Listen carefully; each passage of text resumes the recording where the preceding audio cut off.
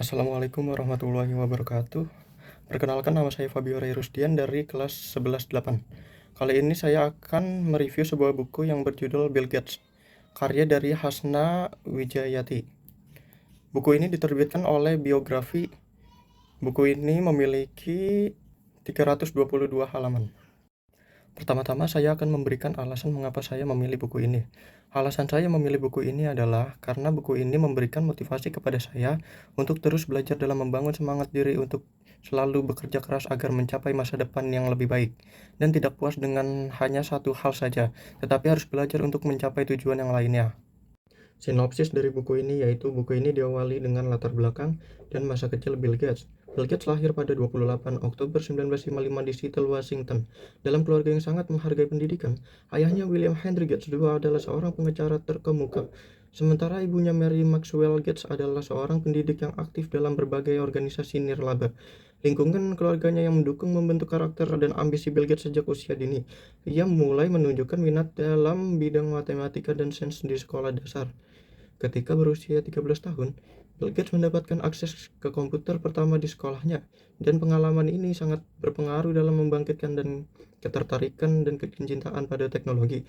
Selama di sekolah menengah, Bill Gates dikenal sebagai siswa yang cerdas dan berbakat, tetapi juga memiliki sifat yang kompetitif. Ia sering bersaing dalam berbagai lomba dan kegiatan.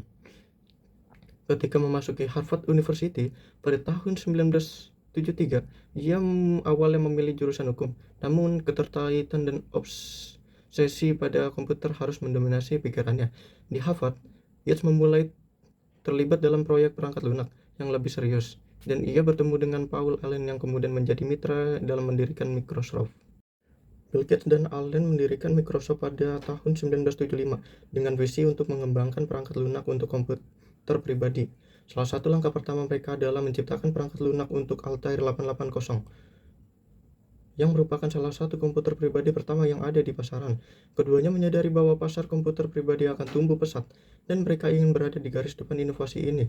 Momen penting dalam perjalanan Microsoft terjadi ketika mereka berhasil menandatangani kontrak dengan IBM pada tahun 1980 untuk menyediakan sistem operasi untuk komputer pribadi mereka. Bill Gates dan timnya mengembangkan MS-DOS yang menjadi sangat sukses dan membantu mengukuhkan posisi Microsoft sebagai pemimpin industri perangkat lunak.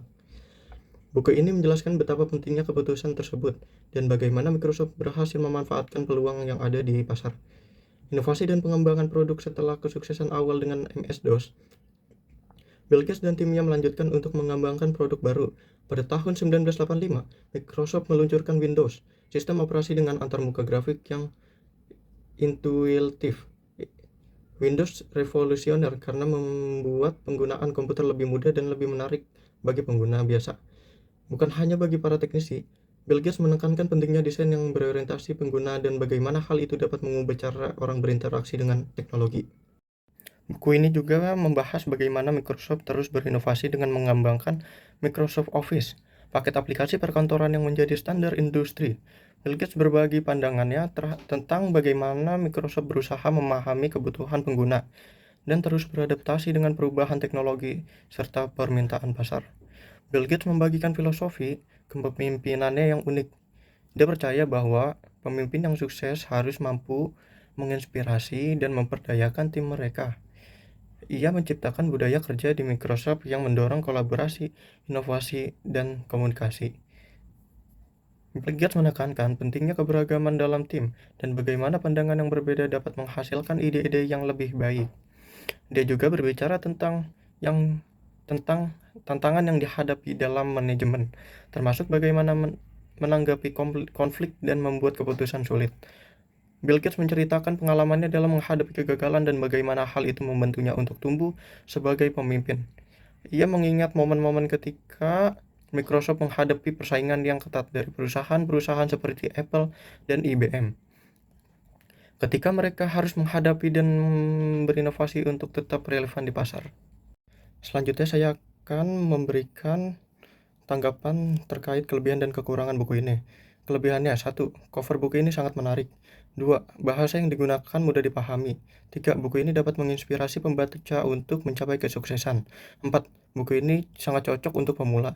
Kekurangan buku ini mungkin kurang dalam mengupas sisi kompleks dunia bisnis teknologi atau tantangan-tantangan spesifik yang dihadapi Bill Gates. Sekian dari saya, mohon maaf bila ada kesalahannya. Terima kasih. Wassalamualaikum warahmatullahi wabarakatuh.